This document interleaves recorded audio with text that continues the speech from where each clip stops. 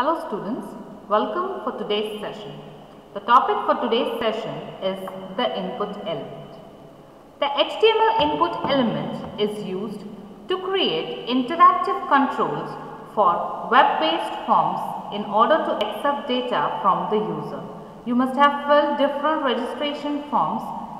How we are going to design those registration forms is with the help of the form element. So with the form element, we have the most important element, that is the input element. HTML has a wide variety of types of input data and control widgets depending on the user and the user agent.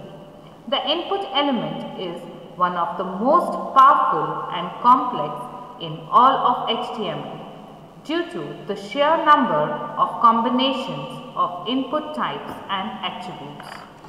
Many of the commonly used controls are specified with the inline tag input, including those for text, passwords, checkboxes, radio buttons and the action buttons.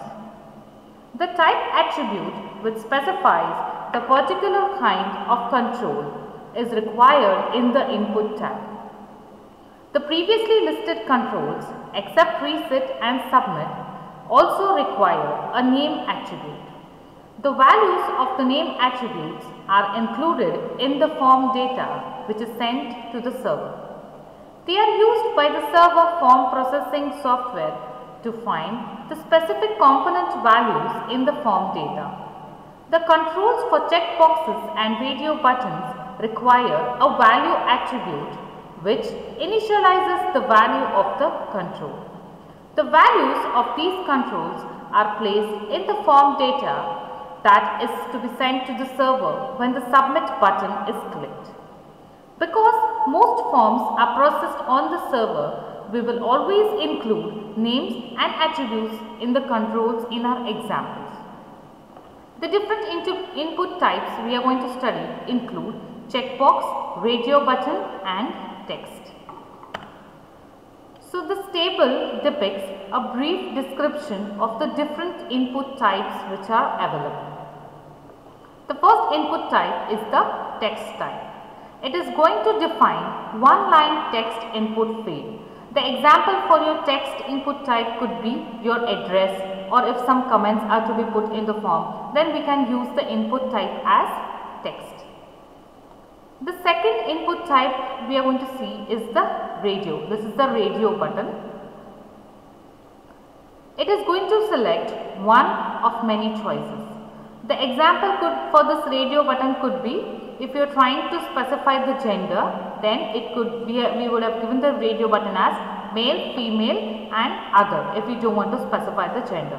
So among these three choices, that is male, female or other, he can select only one choice. He cannot select two choices. In such cases, we are going to use the radio button. The third input type is a checkbox. Okay. So this is going to define a checkbox button. In this case, we can select multiple options. An example for this checkbox could be hobbies. If you are designing a registration form for some event and you are taking the input for hobbies, then a person can have multiple hobbies, right? Like drawing, painting, dancing. So he can select many options. We are going to use the checkbox in such a situation. We have another attribute called as select, which is going to define a menu. If you want to display a menu kind of thing, then you can use the select input type. We also have the input type called as text area.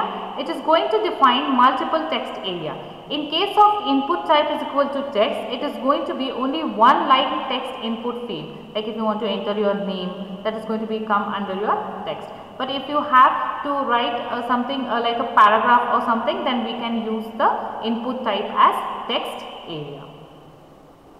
The last input type here we have is the submit and reset. These are very important. You must have observed any form you are trying to fill on the internet. There are two buttons called as submit and reset. So this submit button, it is used to send the form data whatever you have filled to the server, and reset button is used to clear off your contents of your input fields. Okay, so this is just a brief description of the different input elements available in HTML.